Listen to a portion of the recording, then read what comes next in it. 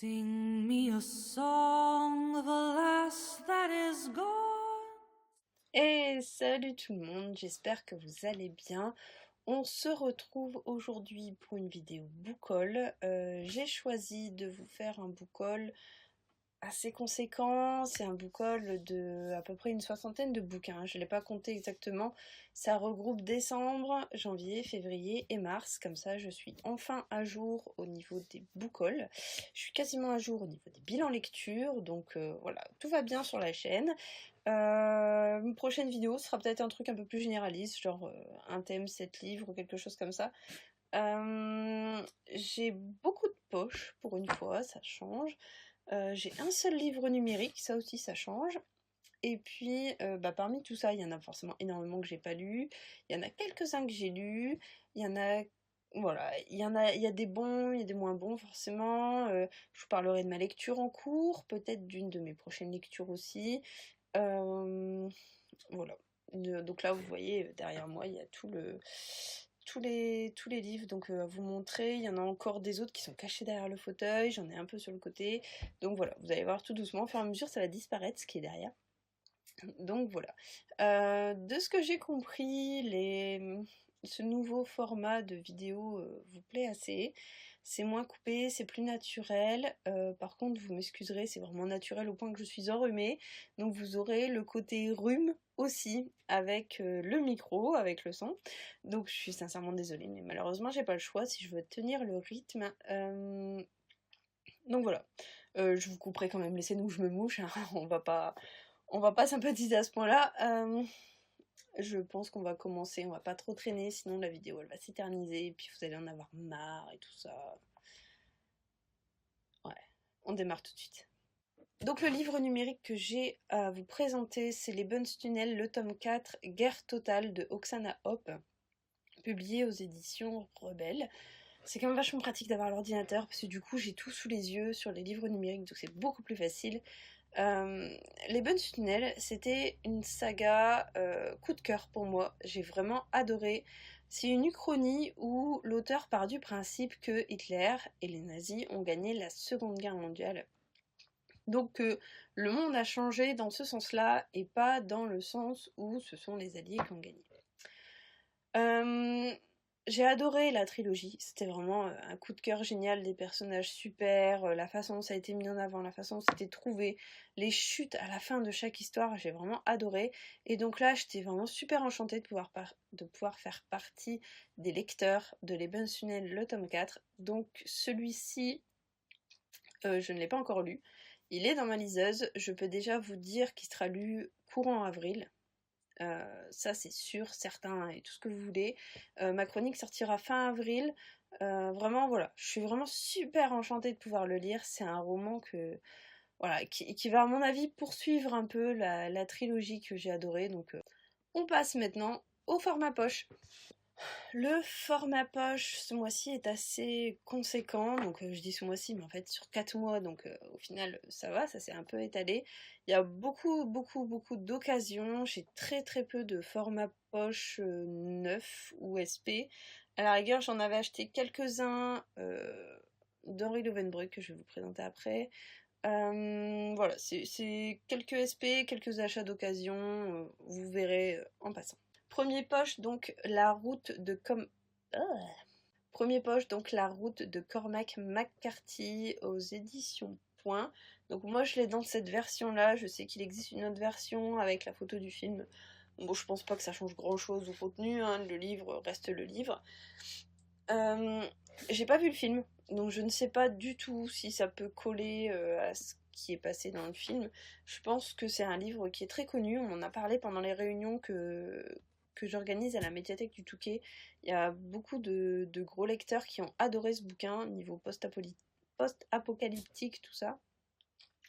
Donc là-dedans, on est dans une histoire d'apocalypse. Donc l'apocalypse a eu lieu, le monde est dévasté, couvert de sang et de cendres et de cadavres.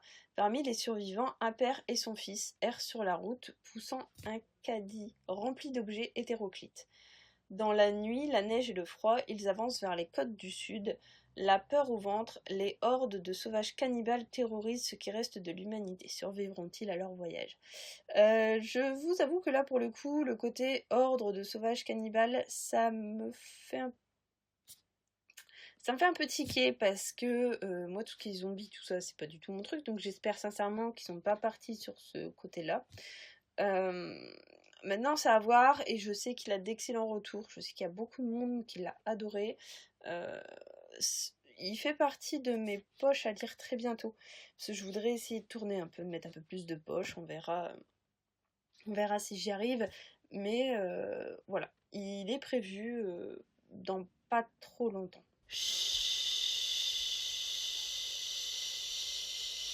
Non, non, non, non, non, je déconne. Ne quittez pas la vidéo. J'ai eu un petit souci au moment de l'enregistrement. Donc, comme j'ai réussi à garder la bande son, ce qu'on va faire, c'est que pour à peu près les 15 prochaines minutes, vous continuerez à m'entendre jacasser au sujet des bouquins. Mais par contre, je ne vous laisserai que les photos de couverture. Donc ça m'évitera de retourner l'intégralité de la vidéo. Et voilà, vous pourrez continuer à écouter ce que je dis. Donc si ça vous gêne, n'hésitez pas à sauter, je vous dis à peu près 10-15 minutes avant de me revoir en images. Deuxième poche, Teddy est revenu de Gilbert Galerne. Gilbert Galerne, c'est un auteur que j'ai découvert avec Sous terre, personne ne vous entend crier aux éditions French Pulp qui était sorti l'an dernier, que j'avais beaucoup aimé. J'ai beaucoup adoré ce côté très polar, en plus dans les souterrains, dans les catacombes de Paris, tout ça, et c'était vraiment un roman que j'ai beaucoup aimé. C'est un bon polar, ça c'était super bien, c'était très souple, tout ça. Donc j'ai passé une commande sur internet et j'ai vu que celui-ci était en vente au même vendeur. Donc je commande beaucoup sur Price Minister, vous le savez maintenant. Donc du coup je l'ai pris. En ouvrant le colis qu'elle vient de recevoir, Laura n'en croit pas ses yeux. Donc son nounours Teddy est revenu, c'est l'ours en peluche. C'est l'ours en peluche que sa fille avait dans ses bras lors de son enlèvement il y a 5 ans. Qui peut avoir envoyé Teddy? Pourquoi? L'impossible pour Laura, donc de s'adresser à la police. Tout ça, je ne lirai pas la suite, parce que sinon je risque de me faire spoiler. J'ai vu quelques avis, retours ces derniers temps dessus. À chaque fois, c'est très positif. Moi, le synopsis m'a intrigué. Le côté que le nounours ait été enlevé en même temps que la petite fille et que le nounours soit renvoyé, mais qu'elle ait toujours pas retrouvé sa fille. Ça peut être sympa, faut voir dans quel sens ça va. En tout cas, si c'est une enquête policière, ça risque de le faire. Troisième roman à vous présenter, Le Cercle des Impunis de Paul Méreau, qui est sorti aux éditions Fayard. C'est le prix du Quai des Orfèvres 2019. Là, on est avec des meurtres un peu sordides qui ont lieu. On retrouve des cadavres mutilés avec un signe diabolique tatoué sur la langue. Et donc forcément, comme ça a lieu de Londres à Marseille, tout ça, les polices françaises et Scotland Yard vont s'allier pour essayer de découvrir, bien sûr, ce qui s'est passé. Je me dis que si ça a été un prix du Quai des Orfèvres, c'est qu'il y a une raison. C'est que ça doit être un très bon livre, donc il fait partie aussi de mes poches à lire très bientôt. C'est le genre de bouquin qu'on voit pas beaucoup passer et du coup en ce moment je suis plus dans ce mouvement de vouloir lire des livres qu'on voit peu parce que je sais pas, je fais une sorte d'overdose en fait des bouquins qu'on voit un peu trop. Et du coup je serais contente de pouvoir vous parler de celui-là. Donc je le mets de côté et de toute façon il fait partie des poches à lire très bientôt. J'ai aussi commandé, donc c'est pareil, je l'ai payé à genre à 90 centimes le bouquin, Maudit Karma en collection Piment. Alors c'est un livre qui m'attirait beaucoup. À l'époque où j'étais chez France Loisirs, donc je ne suis plus chez France Loisirs, ça ne m'intéresse plus au niveau des sorties. Il m'attirait beaucoup et je trouvais l'histoire un petit peu décalée, tout ça, et de temps en temps j'aime bien, surtout printemps-été, me replonger dans ce genre de lecture. Donc là, on est avec une femme qui a une super vie, qui se fait écraser, elle meurt, et une fois arrivée dans l'au-delà, on lui dit qu'elle a accumulé trop de mauvaises choses pendant sa vie, et donc elle se fait réincarner, mais en fourmi. Et avec ses petits yeux d'insecte, elle se rend compte qu'il y a déjà une femme qui l'a remplacée dans son lit auprès de son mari, et donc elle veut absolument pouvoir remonter les échelons, reconquérir son mari, sauf que la route entre fourmi et bipède est très longue, donc à mon avis elle va devoir repasser par tous les stades, de la fourmi au ver de terre, au cochon d'Inde, au chat, au chien. Je trouve ça vraiment sympa. J'adore la couverture qui est vraiment un peu décalée, j'aime beaucoup. Donc voilà, ça change de ce que je lis d'habitude et je pense que ça peut me faire du bien entre deux gros romans un peu trop lourds d'avoir ce genre de lecture. J'ai aussi pris La Croix des Assassins, donc là c'est pareil, je l'ai trouvé d'occasion à 90 centimes. Il est chez Pocket, c'est de Giacometti et Raven. Ce sont deux auteurs, alors étonnamment dont je cumule énormément de bouquins. Je dois en avoir 3 ou 4 alors que je ne les ai jamais lus. Alors ça c'est terrible, hein. Le problème en fait c'est que ce sont des thématiques qui m'attirent énormément. Là, on va parler de franc-maçonnerie, tout ça. Et du coup, ça m'attire énormément. Donc, on est vraiment dans de l'ésotérique. C'est le genre de livre vers lequel je vais naturellement. Le problème, c'est que comme c'est des achats perso, j'ai tendance à toujours les repousser jusqu'au dernier moment, jusqu'à temps vraiment que je vois passer une chronique extraordinaire dessus et que je me dise, il est temps de le sortir. Donc il me fait beaucoup beaucoup envie, mais je crois que ça sera pas pour maintenant. Je me suis aussi pris Aurora Borealis de Nicolas Feuze. On en a parlé justement ce matin pendant la réunion à la médiathèque. On l'a évoqué parce qu'en fait il est dans ma liste. Si vous êtes sur mon blog, vous allez voir, il y a une liste thématisée. C'est-à-dire que sur les réunions que j'organise à la médiathèque du Touquet, on thématise, donc c'est autour du polar thriller et à chaque réunion on thématise différemment. C'est-à-dire que là par exemple en ce moment on est sur les romans qui se passent dans des pays froids. Donc ça peut être des auteurs français, mais il faut que le roman se passe dans des pays froids. Nicolas Feuze avec Aurora Borealis fait partie de ma sélection. Je sais aussi qu'il est sélectionné pour le prix du livre de poche ou quelque chose comme ça. J'ai entendu énormément de bien. En plus, très franchement, il est pas épais du tout. Donc je comprends même pas pourquoi est-ce que je l'ai pas encore lu. Il fait 260 pages, donc ça va se lire très vite. Et il est dans ma liste. Donc vu qu'on réaborde le thème le mois prochain, il sera lu avant le mois prochain, donc il sera lu au mois d'avril, c'est sûr. Faut vraiment que je me refasse une palle pour avril, parce que c'est la cata en ce moment. Mais voilà, donc là on est en Suisse, des coups de feu éclatent en plein festival de musique, le site est évacué et une prise d'otage a lieu sur la scène. Donc on fait intervenir un négociateur.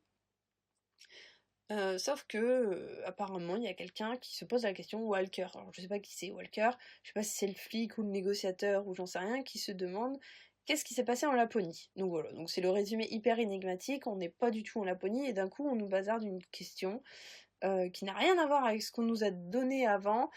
Et donc voilà, que s'est-il passé en Laponie? Est-ce que nous on croit encore au Père Noël? Toujours est-il que j'adore la couverture qui est vraiment super jolie. Et comme je vous l'ai dit, je le lirai très très bientôt, c'est sûr, donc attendez-vous à un retour dessus. Séverine Lanté est une influenceuse.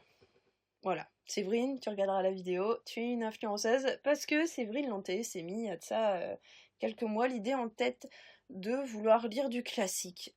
Alors moi qui détestais le classique à cause des obligations d'en lire au collège et au lycée, j'ai fait un blocage énorme dessus et du coup j'ai plus du tout envie d'aller vers du classique. Le problème c'est qu'avec Séverine on parle énormément en MP et dans notre petit groupe on se donne beaucoup de conseils entre nous, on se donne nos ressentis au moment des lectures, mais du coup elle a vraiment su me donner envie d'aller vers du classique, dont Les Trois Mousquetaires d'Alexandre Dumas. Donc forcément, il y a Cédrina qui en a rajouté en disant que c'était génial. Merci Gwen aussi pour en avoir rajouté derrière.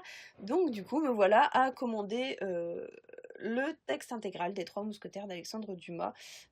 Franchement, je suis super contente. Bon, je l'ai pas lu, hein, mais je suis super contente parce que il fait un peu près, voilà, 900 pages.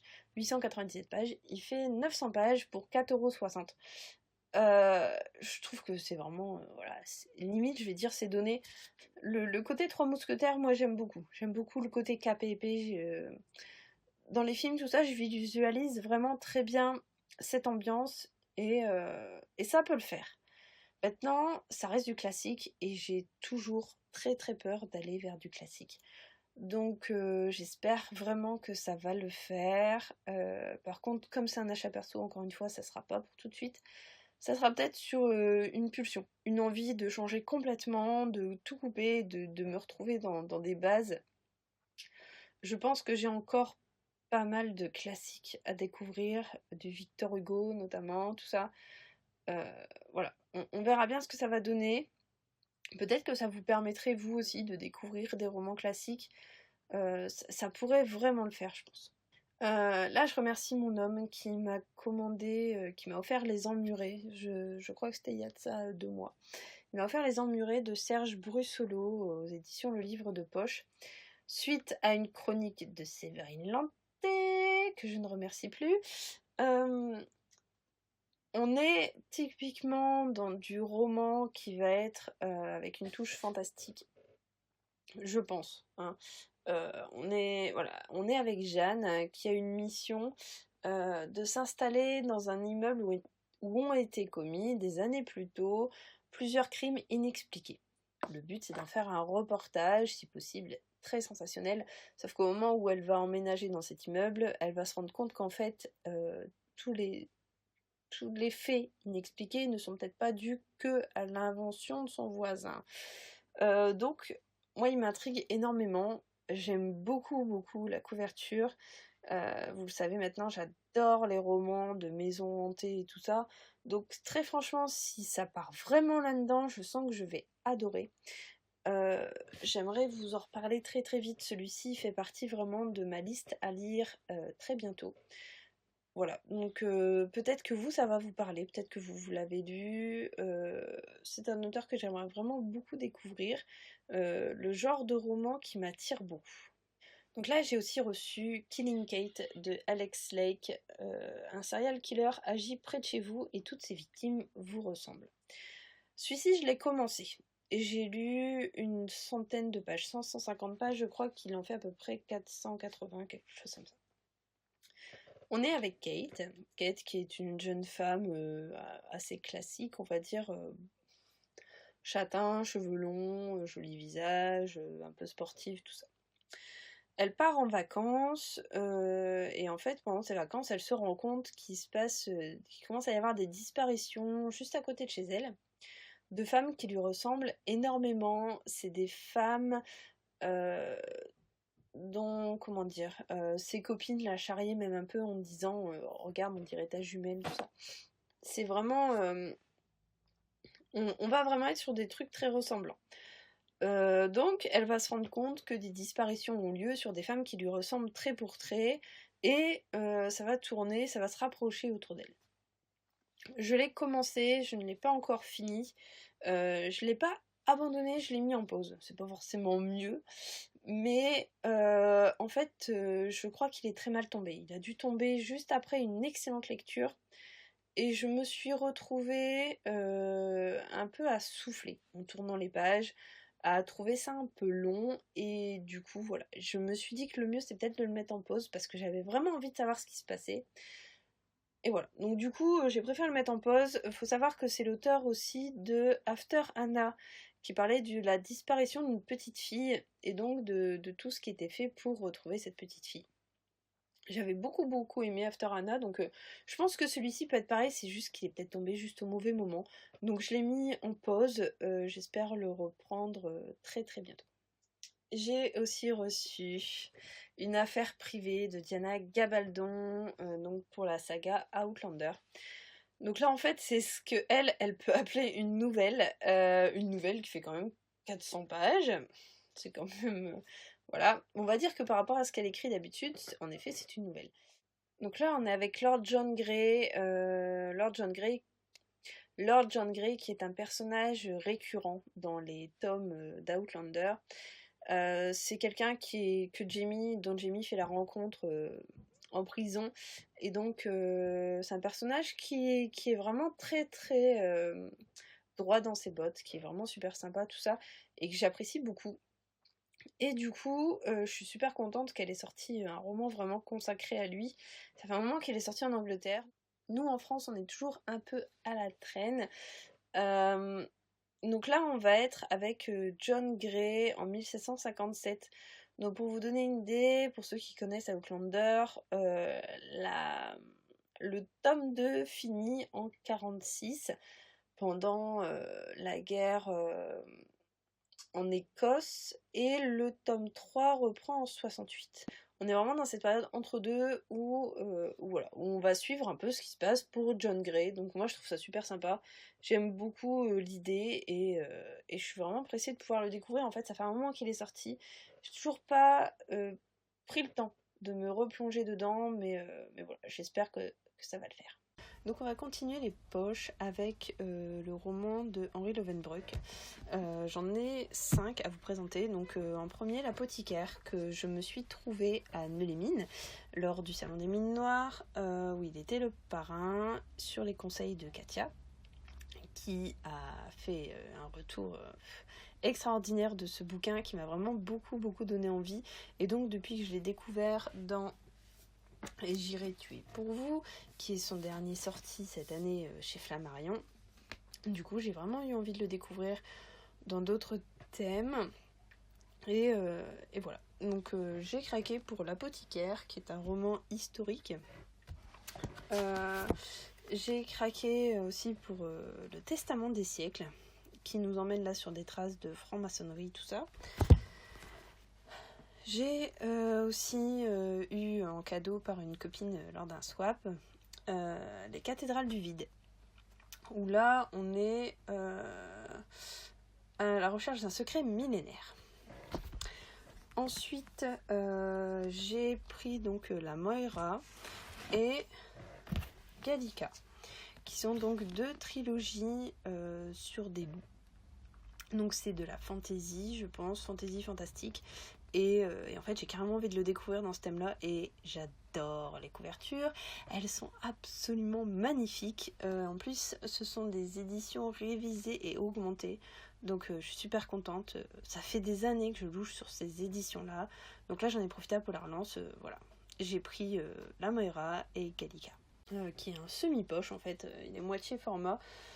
C'est une seconde chance de Jodie Taylor pour les Chroniques de Sainte-Marie, c'est le tome 3. Et donc là, on va être toujours avec Max, qui est un personnage que j'adore.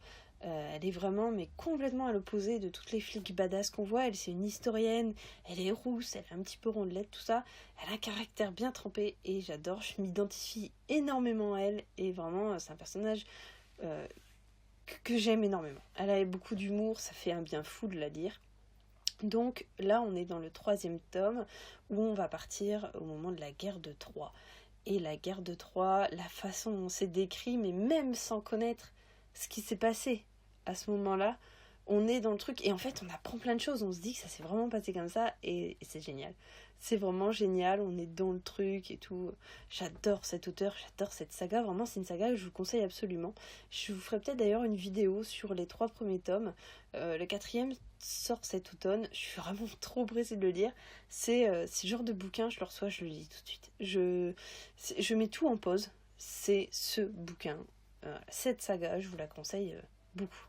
J'ai aussi pris quelques Agatha Raisin. Donc là, je remercie encore ma copine Clémence parce que voilà, c'est elle qui m'a permis de les avoir. Donc Papo pour la jardinière, je sais pas du tout quel tome c'est. Par contre, j'ai aussi le tome 12, Crime et déluge, et le tome 11, L'enfer de l'amour. Alors, Agatha Raisin, moi j'ai essayé le tome 9, je crois, ou 8. Je sais plus. Satan pour les sorcières. Et bon, c'était décalé, sympa, mais sans plus. Donc je me dis que en les lisant peut-être depuis le début, ça pourrait être bien. Donc là, c'était l'occasion. Elle en avait 3 et c'est vraiment top. En plus, j'ai vu que l'auteur allait sortir au mois de mars, non, d'avril. Que l'auteur allait sortir au mois d'avril des nouveaux romans avec Hamish Macbeth, je crois, qui est un flic en Écosse. Donc ça risque de me plaire énormément. C'est le genre de roman sur lequel voilà, je veux tester tout de suite dès le premier tome.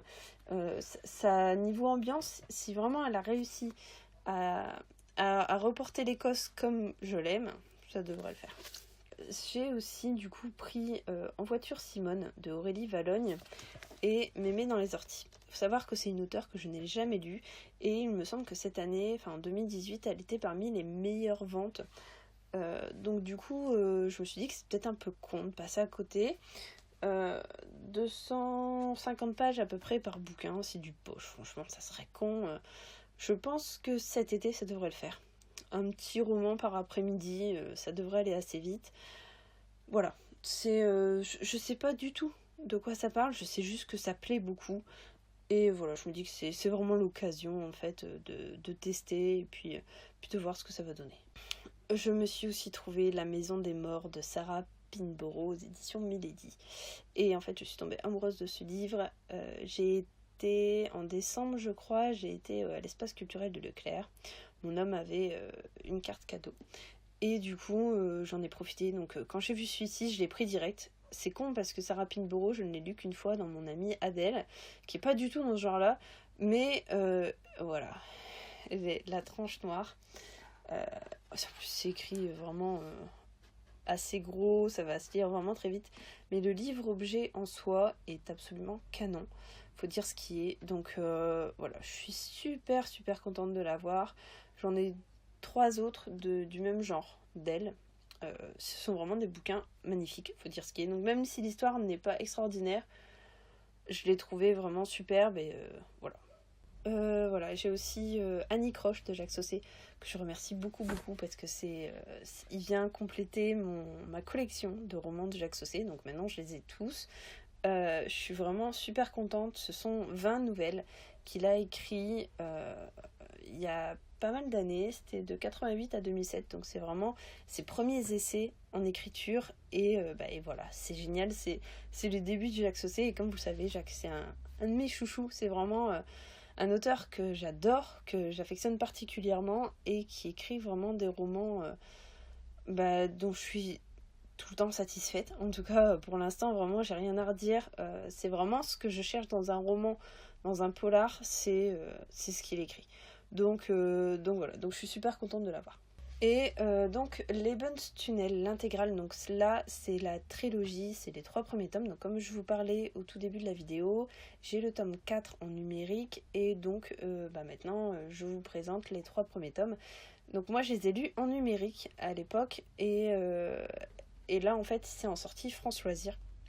Donc je remercie Gwen parce que comme je suis plus à France Loisirs, Gwen elle me l'a pris et elle me l'a donné et donc je suis vraiment super contente. C'est une histoire que j'affectionne énormément.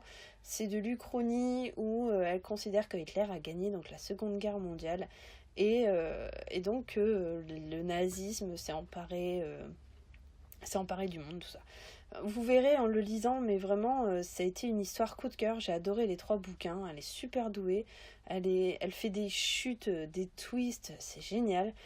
Vraiment, c'est une auteure à découvrir et à lire. Elle mérite vraiment d'être lue parce que elle écrit mais super bien. Donc c'est plus young adulte normalement, mais franchement en tant qu'adulte c'est vraiment c'est pas gnangnan, c'est vraiment hyper accessible. Et voilà. Et moi, j'ai vraiment adoré. On va continuer avec les grands formats. Hop, le bras vert. Donc le premier à vous présenter, c'est L'Empathie de Antoine Renan. Donc chez La Bête Noire. J'ai entendu énormément de très très bons retours sur ce livre. Je suis pas du tout en partenariat avec La Bête Noire, pourtant j'en achète énormément. Donc celui-ci, je l'ai trouvé d'occasion sur Press Minister 2-3 jours après la sortie. Et je ne l'ai toujours pas lu. C'est le problème en fait, c'est quand je vois passer trop de livres, trop de fois le même livre, je me le mets de côté et j'attends un petit peu, surtout quand c'est que des avis positifs. Là récemment c'est Katia qui m'a donné vraiment très envie de l'ouvrir. Donc je vais suivre l'idée de Katia et je vais le mettre de côté pour le lire très bientôt. Il me semble qu'on parle de femmes seules qui laissent leur fenêtre ouverte et donc en fait forcément il y a quelqu'un qui va rentrer chez eux. Maintenant je ne connais pas du tout l'histoire. J'ai pas voulu lire le synopsis parce que j'ai toujours peur d'être spoilée et du coup voilà, de me gâcher la lecture. Donc à part vous dire que j'ai vu d'énormes retours positifs dessus, Je sais pas trop quoi rajouter. Je pense le lire très bientôt. Vous aurez mon avis, j'espère, avril ou mai. Ça va dépendre de mon rythme. Mais voilà. Je voulais aussi vous montrer Disco de Momalo que j'ai reçu il y a quelques jours. C'est la suite directe de Kanak. Donc Kanak, on est avec un inspecteur qui s'appelle Kanak, qui habite au Danemark et qui est envoyé au Groenland pour mener une enquête sur des meurtres atroces qui ont eu lieu, sur des employés d'une plateforme pétrolière qui se sont fait massacrer au premier abord, on dirait, par un ours polaire. Donc Kanak va enquêter là-dessus et va revenir aussi un petit peu sur son passé. Et donc dans Disco, on est vraiment dans une suite, pas par rapport à l'enquête policière, mais par rapport à l'histoire de Kanak. Et donc on est vraiment dans une enquête complètement différente, où on retrouve des corps dans des icebergs à la dérive. Et donc ces corps meurent glacés, en fait, glacés, étouffés dans les trous dans lesquels ils sont mis. Et donc forcément il va enquêter pour savoir ce qui s'est passé. Faut savoir que Disco, je l'ai lu en tant que bêta lectrice. Donc je remercie encore énormément Mo pour m'avoir fait cet honneur, parce que j'étais vraiment mais vraiment hyper enjouée. C'était la première fois et du coup ça m'a fait énormément plaisir. Donc vous qui allez acheter Disco, vous verrez derrière que vous pourrez retrouver mon commentaire, donc en deuxième, avec celui de ma copine Anaïs, que j'adore, qui est une blogueuse extraordinaire. Et donc je suis super fière de pouvoir figurer là-dessus. Donc le petit bandeau, vous le jetez plus. C'est le bandeau à garder. Voilà, je suis vraiment super contente. Et c'est un roman qui dépote. Vous allez voir, c'est du scandinave à la française. C'est génial. Vous avez l'ambiance du scandinave et le rythme de la France, enfin des auteurs français. Et vraiment, ça rajoute un truc de fou. Il a des révélations à vous faire, il a plein de trucs à vous faire dans Disco, et vous allez voir, c'est vraiment un bouquin extra.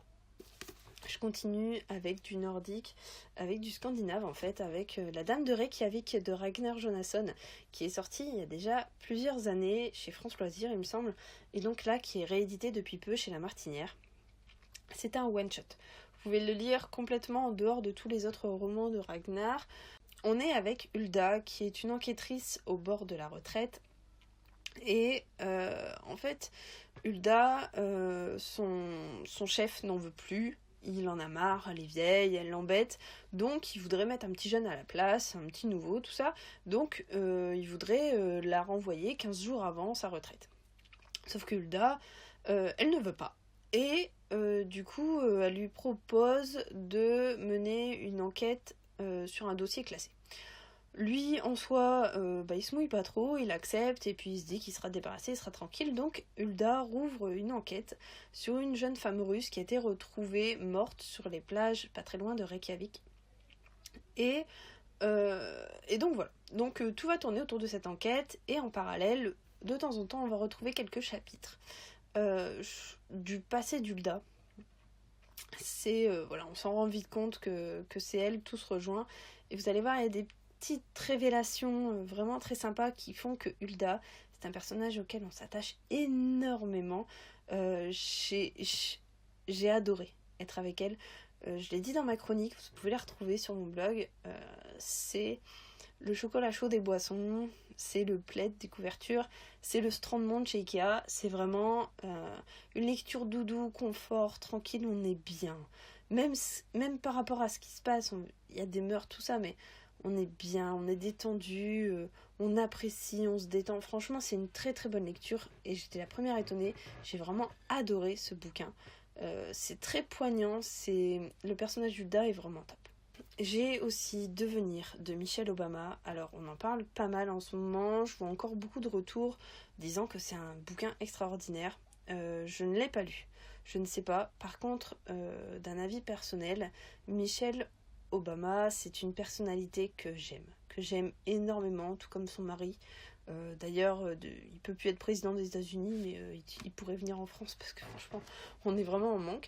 Mais voilà, c'est vraiment, ce sont des personnages que j'aime beaucoup. Et voilà, je sais pas, ils ont un truc qui m'attire beaucoup au niveau de leur sympathie, au niveau de de leur simplicité. Et dans Devenir, on suit le parcours de Michelle Obama, de sa jeunesse jusque son rôle de première dame des États-Unis. Et voilà. Et en fait, j'adore. J'adore. Et du coup, j'étais super contente que mon homme me l'ait offert parce que je sais pas si j'aurais osé me le prendre, mais en fait, c'est un super beau livre. Et voilà. Et ça représente vraiment un côté politique que j'aime beaucoup, donc je suis vraiment contente de l'avoir, et il y a d'excellents retours dessus, ils disent qu'il est très bien écrit, donc ça peut peut-être valoir le coup de le tenter, même si c'est pas du thriller, mais voilà, partir sur une découverte, apprendre plus, et voilà. En jouant à un concours sur le groupe Il est bien ce livre de Séverine Lanté, j'ai gagné Les âmes rouges, l'appel, donc c'est donc le tome 2 de A et S Croze, qui sont, il me semble, deux sœurs.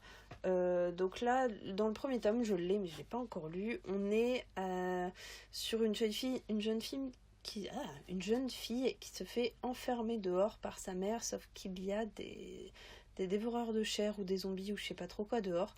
Et du coup, voilà. Donc ça, c'est la suite. Je sais, mais pas du tout, de quoi ça parle vraiment. Je peux même pas vous dire de vous en parler. C'est vraiment quelque chose dont j'ai aucune notion de quoi ça parle. Mais en fait, j'adore les couvertures. Et le côté young adulte, mais pas trop young adulte, m'attire beaucoup. Donc voilà, je suis vraiment intéressée par ce genre d'histoire. J'ai aussi reçu Sa Majesté des Fèves de chez Mazarine. Donc l'auteur c'est Ève Borelli. Et en fait, je sais pas du tout de quoi ça parle. C'est un roman que je n'ai pas demandé. Je sais pas trop vers où ça va aller. On voit sur la couverture donc le Big Ben, on voit le pont de Londres. Voilà, des tasses typiquement anglaises, tout ça. Donc je pense que ça va tourner autour.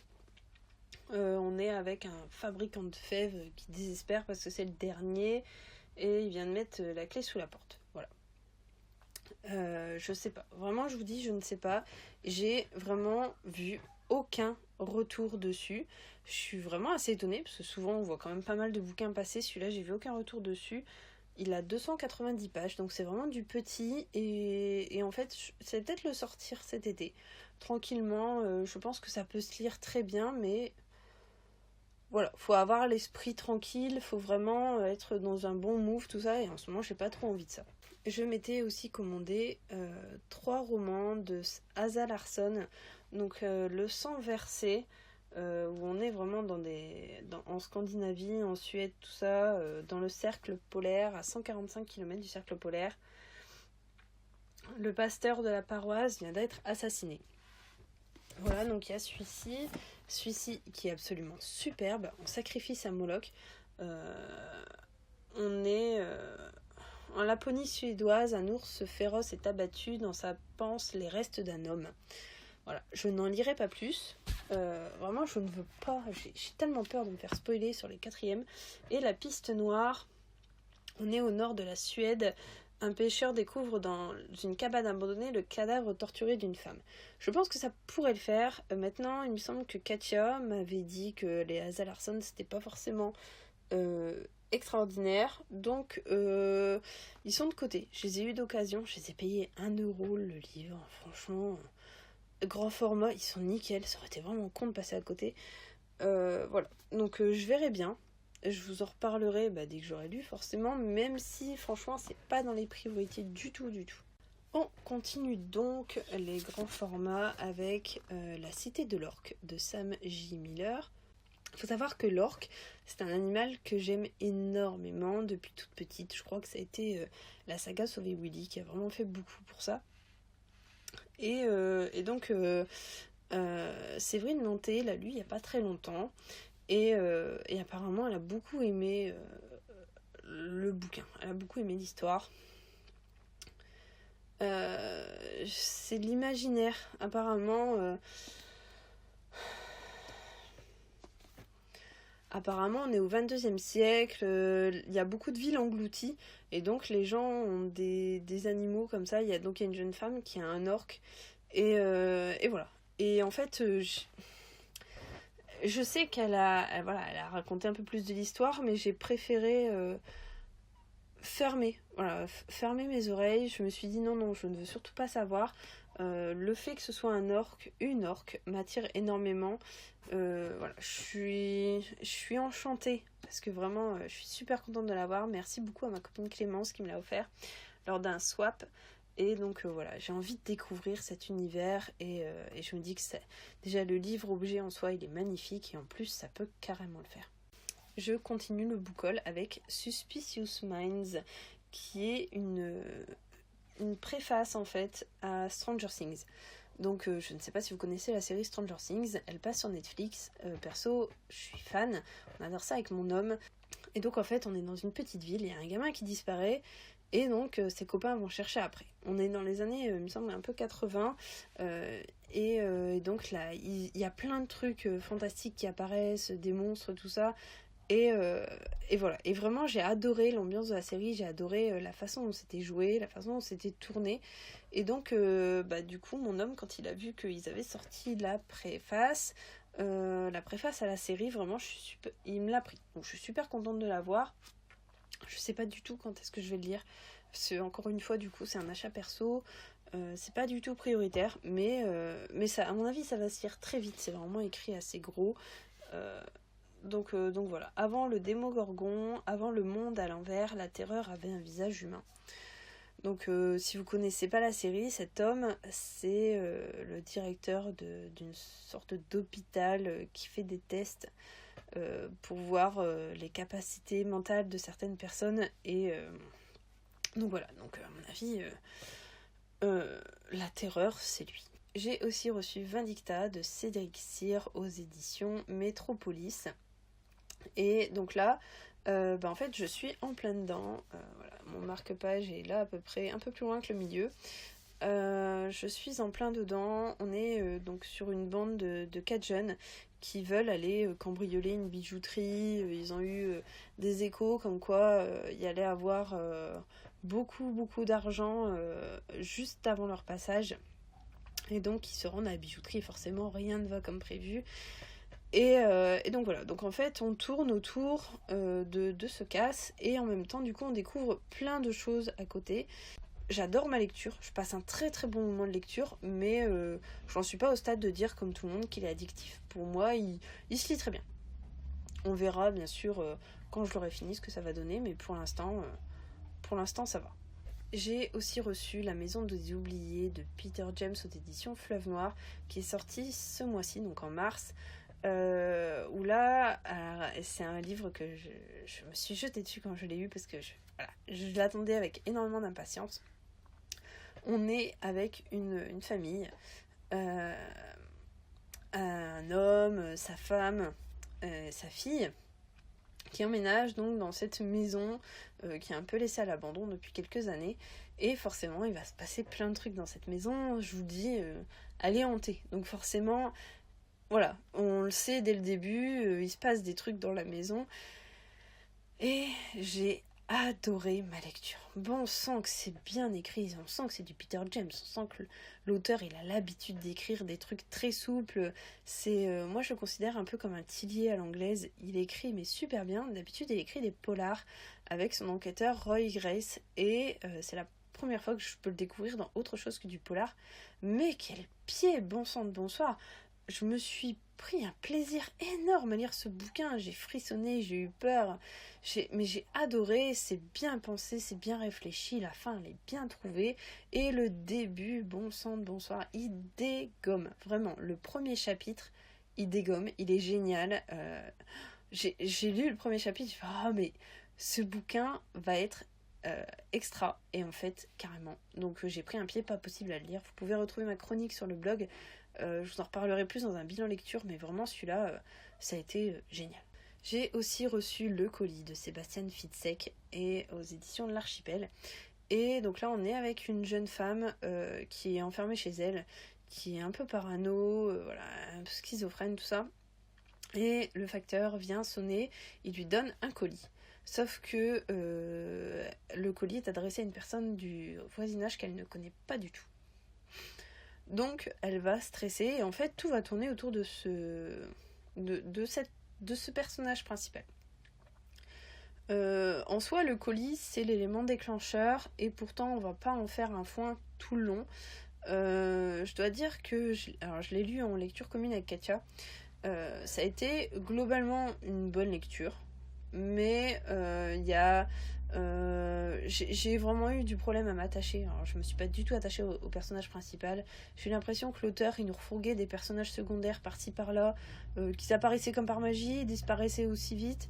Voilà, c'était des personnages qui n'avaient pas vraiment d'importance. On ne sait pas pourquoi ils nous les refourguaient là. Voilà, il y aurait pu avoir mieux en fait au niveau du déroulement, et du coup j'étais un peu déçue. C'était le premier Sébastien Fitzek que je lisais, et en fait du coup je me dis que je vais peut-être en tenter d'autres, notamment Passager 23 qui était apparemment pas mal. J'ai aussi L'ombre de la baleine de Camille Agreb aux éditions Calman Lévy Noir. Alors là on va être je ne sais plus. Au niveau de Stockholm, des cadavres de jeunes hommes échouent sur ses côtes. Un tandem de flics est missionné. La jeune Malin enceinte et son supérieur Manfred, dont la fille est entre la vie et la mort. Il me semble que j'avais vu que ça parlait de...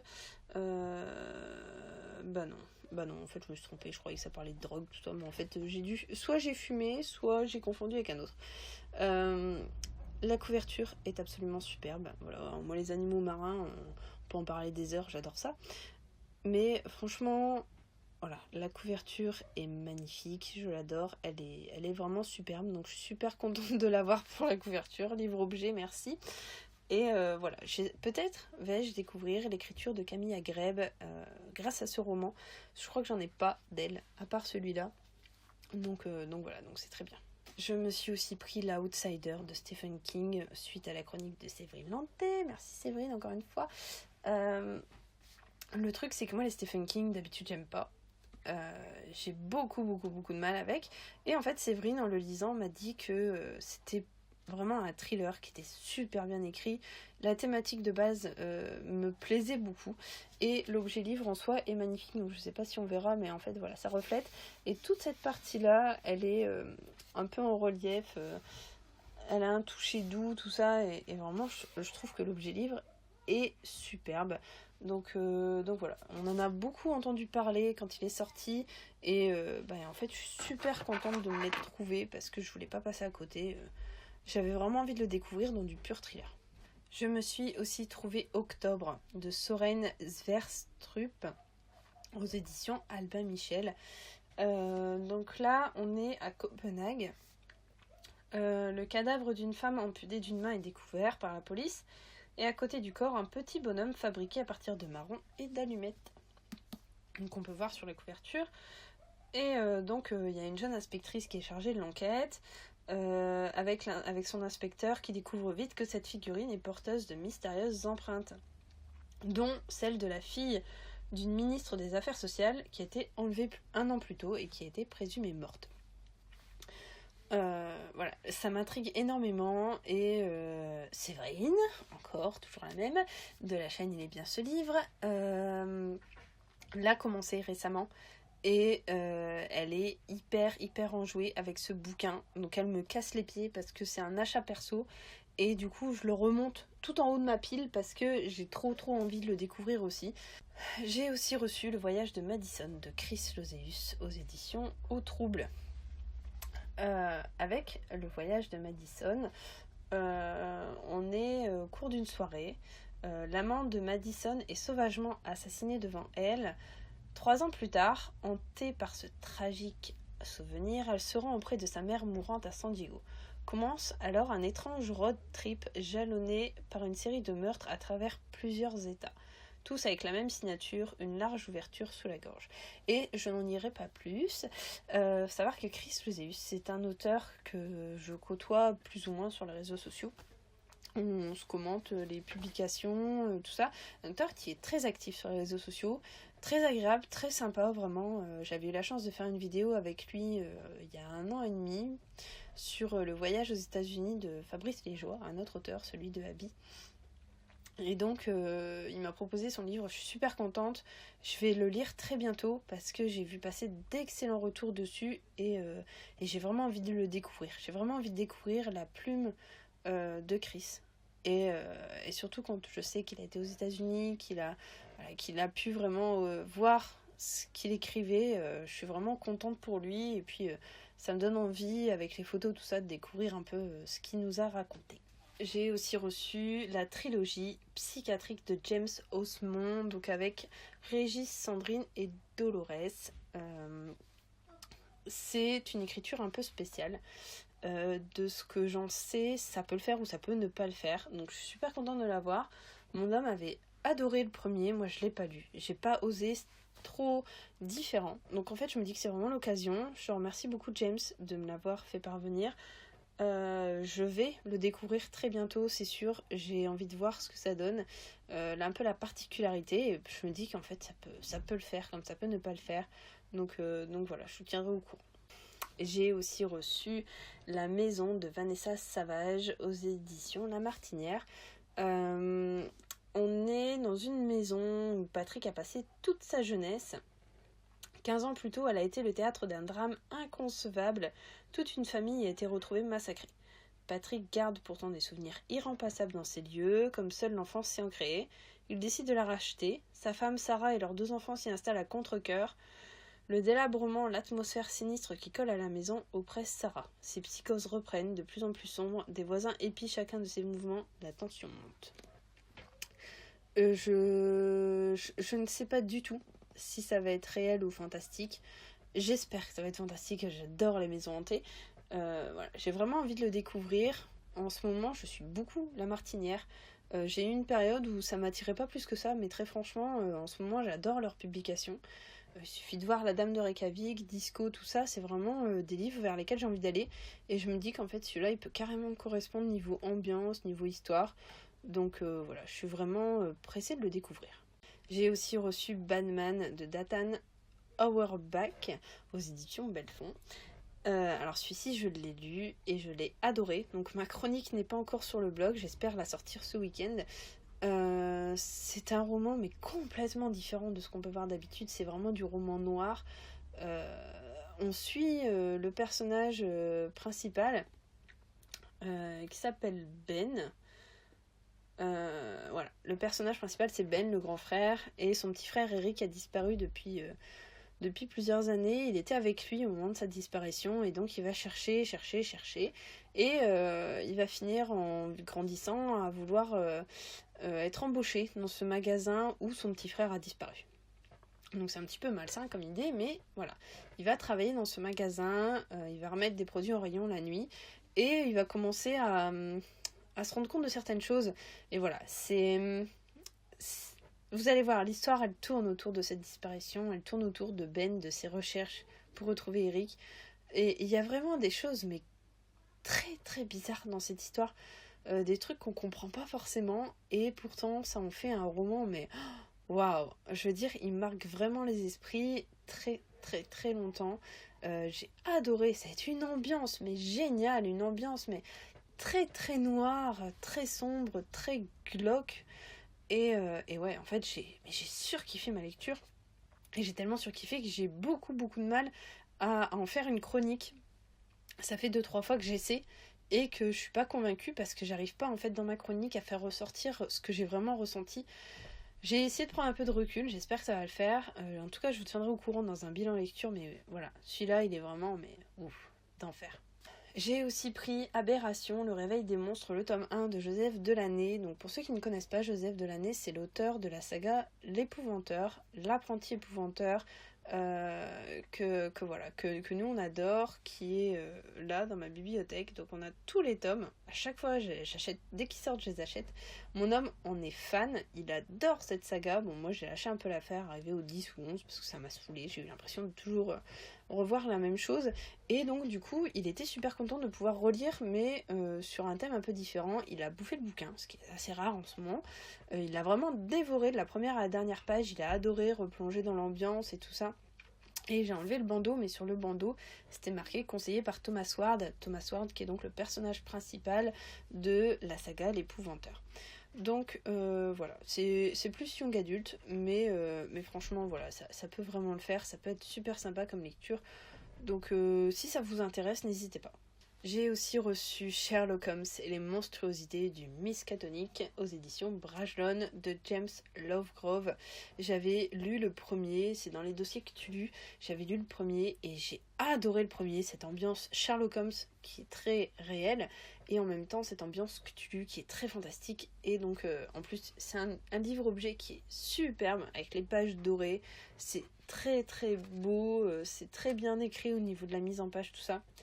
Et ouais, en fait, j'ai adoré parce que il part du principe que dans les histoires de Sherlock Holmes, Watson ne racontait pas la vérité. Watson avait embelli un petit peu les histoires et qu'en fait, dans les vraies histoires, il se passait plein de trucs fantastiques qu'il ne pouvait pas dire parce que personne ne l'aurait cru.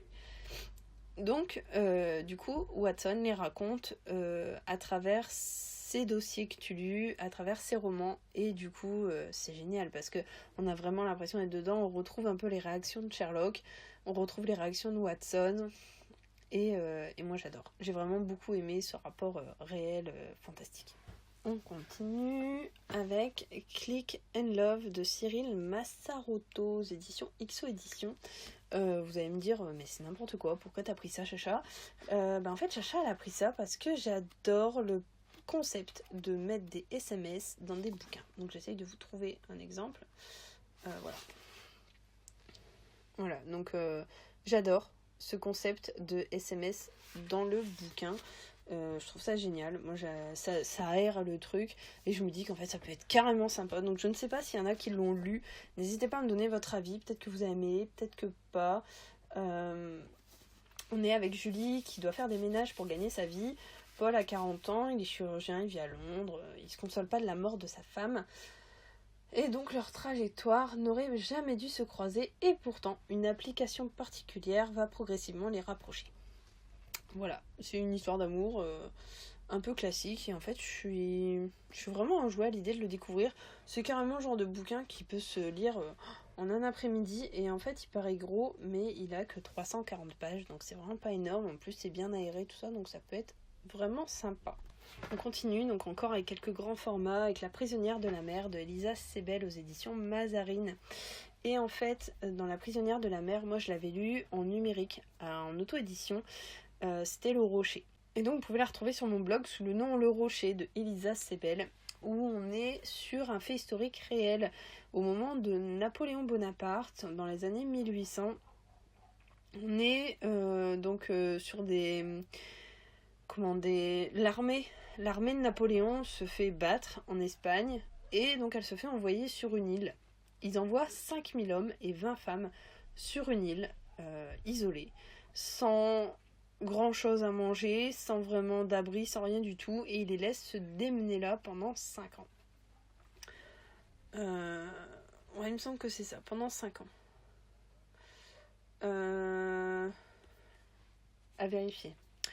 Et donc on va suivre en fait le personnage principal qui est une infirmière et donc qui a à peine 18 ans, qui va devoir s'adapter à cette vie.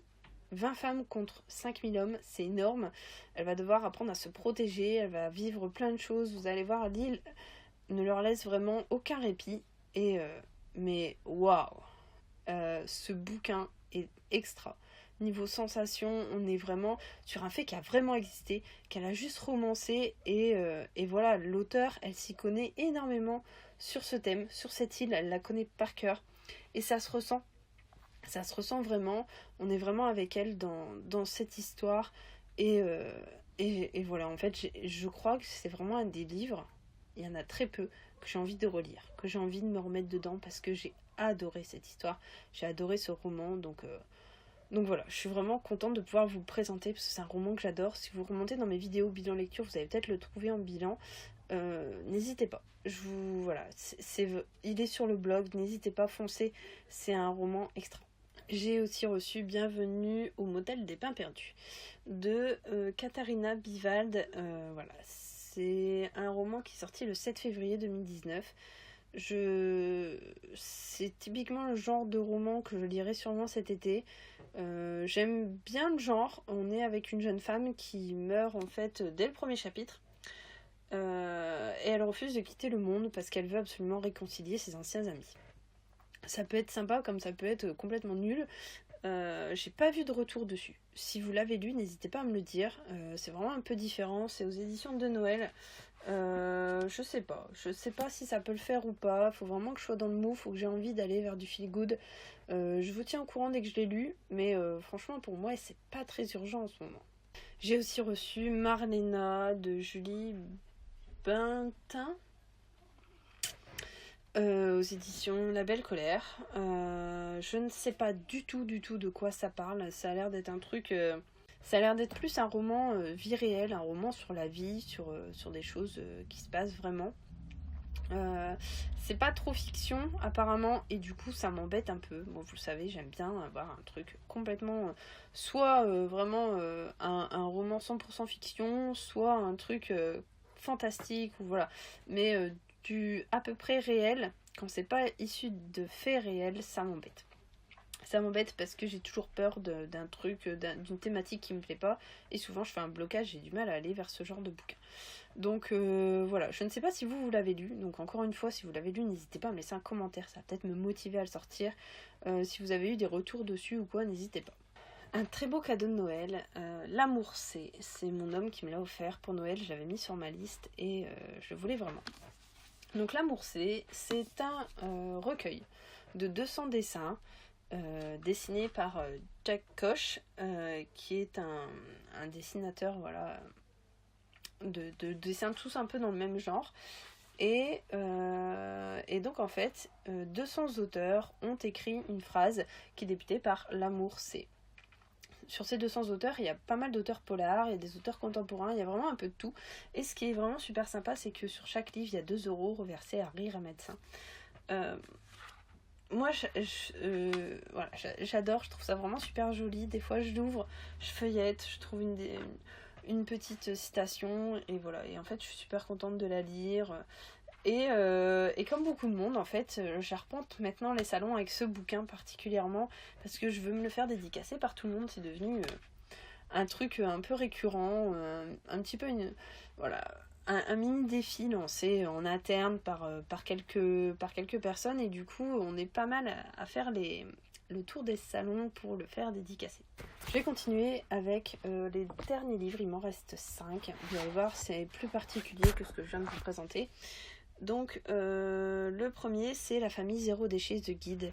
Je suis dans un mouvement depuis particulièrement l'année dernière, cette année surtout, et un petit peu les années d'avant mais moins, mais je suis beaucoup dans un mouvement zéro déchet. Donc on en est très très très très loin, mais de nature je suis assez écologique. J'aime la planète. J'aime la planète et je pense que si chacun en fait un peu, on peut aller très loin. On pourrait vraiment la sauver. Pourquoi pas? C'est vraiment un rêve, un truc qui n'arrivera peut-être jamais, mais voilà. Et en fait, c'est un petit peu con au final d'acheter un bouquin pour apprendre à sauver la planète. Néanmoins, ce bouquin est hyper bien foutu. Je l'ai trouvé à Auchan. Je suis hyper contente parce qu'il est très complet. Il y a des recettes pour créer des savons, des détergents. Voilà. C'est très bien mis en page. C'est très sympa. Et c'est vraiment plein de bonnes infos. Sur plein de trucs. Sur l'organisation de la maison, sur les courses, sur les produits, sur les déchets, sur le tri. Sur la consommation, voilà. Il est hyper complet et du coup en fait je suis super contente de vous le présenter. Je pense que c'est un bouquin sur lequel il faut vraiment se baser et qui peut nous aider à aller de l'avant, à faire des efforts pour la planète. Qui dit économie, qui dit déchets, et dit aussi permaculture. On a un terrain assez petit, on a décidé cette année d'en utiliser une bonne partie pour en faire un potager. Donc j'avais créé un potager en bois surélevé, tout ça, c'était vraiment pas top. On l'a démonté et on s'est vraiment mis sur la terre. Donc on a pu utiliser le mois de février à bon escient, parce que le mois de février il faisait assez beau. Donc on a utilisé le mois de février à bon escient, on a beaucoup ratissé, on a nettoyé le terrain. Et donc j'espère pouvoir planter très bientôt. Donc voilà, c'est un livre super intéressant au niveau du potager, des dates de plantaison, de voilà, si on veut faire semer sous abri ou pas, enfin bref. Il est vraiment super complet et du coup voilà, je voulais vous en parler parce que c'est hyper important pour moi ce genre de choses. Je pense que ça devient important pour pas mal de monde et la permaculture ça va être quelque chose qui va devenir de plus en plus récurrent et qu'il faudrait que chacun puisse mettre en place. Donc voilà, donc je suis super contente de pouvoir vous en parler. Pareil, c'était un coup de bol, je l'ai trouvé à Auchan. Je pense qu'il y a plein d'autres ouvrages là-dessus. Si c'est un sujet qui vous intéresse, je suis ouverte au débat. Vraiment, je veux apprendre plein de choses là-dessus, donc n'hésitez pas. Et enfin, mes 3 derniers livres à vous présenter, ce sont des livres Harry Potter qui sont venus compléter ma collection. Premier livre à vous montrer, Harry Potter et les animaux fantastiques, le voyage ensorcelant au cœur de la magie. Donc là, je remercie ma copine Clémence qui me l'a offert à l'heure du swap. Et c'est un livre qui est vraiment très très joli. On découvre plein de choses super sympas dedans. C'est un mélange entre les Harry Potter et les animaux fantastiques. Voilà. Il y a des trucs super sympas, un arbre généalogique, les professeurs de Poudlard. Voilà. Hop, les boutiques magiques. Et il est édité par Wizarding World. Et il est seulement à 14,95€.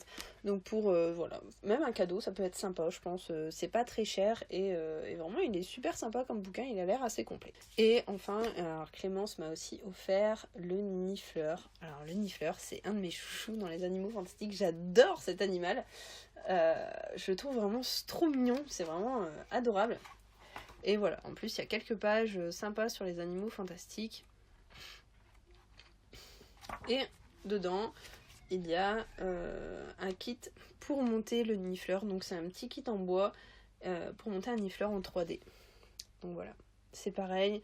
Il est chez Gallimard Jeunesse au prix de 19€. Donc si ça vous plaît, n'hésitez pas. C'est vraiment super sympa et en plus moi ça vient continuer ma collection. Donc c'est génial.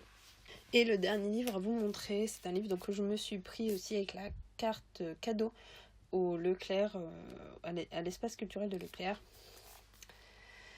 Les archives de la magie sur les crimes de Grindelwald. Ce livre est superbe. C'est un livre-objet magnifique. Donc il est un peu aimanté. Donc il s'ouvre comme ça. Je vais essayer de vous montrer quelques pages.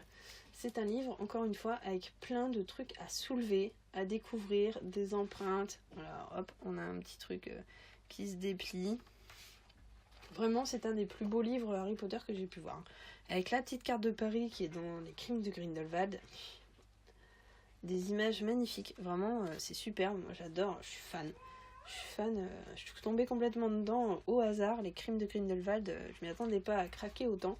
Et voilà, et j'adore, il y a un marque-page là, trop beau, c'est trop beau, donc ouais, grosse fan des collections Harry Potter de toute façon, mais alors celui-là il dépasse tout. Celui-là il est vraiment superbe, et on peut le trouver chez HarperCollins, au prix de 40€ quand même, mais voilà, j'ai profité de la carte cadeau, vraiment ça aurait été con de passer à côté. Voilà, donc pour le book haul, j'ai fait décembre, janvier, février et mars, tout réuni en une seule vidéo. J'espère que ça va pas être trop long au montage, du fait que j'ai dit je coupais un peu moins. J'espère que ça vous a plu. Si vous avez des avis à donner sur des livres que j'ai présentés, n'hésitez pas. Si vous avez d'autres livres à me conseiller de certains auteurs, n'hésitez pas non plus. Et puis, donc là, je suis à jour au niveau book haul. J'ai pas de nouveaux livres depuis la vidéo, donc c'est vraiment génial. Voilà. On verra, je vous referai un autre book haul, je pense fin avril, début mai. Et puis voilà, je vais essayer de me mettre à jour au niveau des bilans lecture, au niveau des nouveautés, tout ça. Je vais essayer de vous faire des trucs sympas. N'hésitez pas, mon blog est à jour. Il me manque vraiment, j'ai plus qu'une chronique de retard, donc le blog est à jour. Et voilà, et en fait, je suis super contente d'avoir pu vous le faire. Ça a été long et laborieux pour moi, parce que voilà, alors il y a eu plein de petits soucis au moment du tournage, mais vraiment... j'espère que ça vous a plu, que le décor vous plaît toujours autant, et donc si c'est le cas, on va continuer comme ça. Et en plus, le rythme est beaucoup plus sympa, parce qu'il y a beaucoup plus de vidéos régulières. J'arrive à vous en faire une par semaine, et ça c'est génial. Voilà, donc n'hésitez pas, laissez-moi des petits commentaires, Facebook, Instagram, vous connaissez le truc. Et puis je vous dis à très bientôt sur la chaîne Un bon livre à lire. Bye bye. Adieu, Sassenard. Sing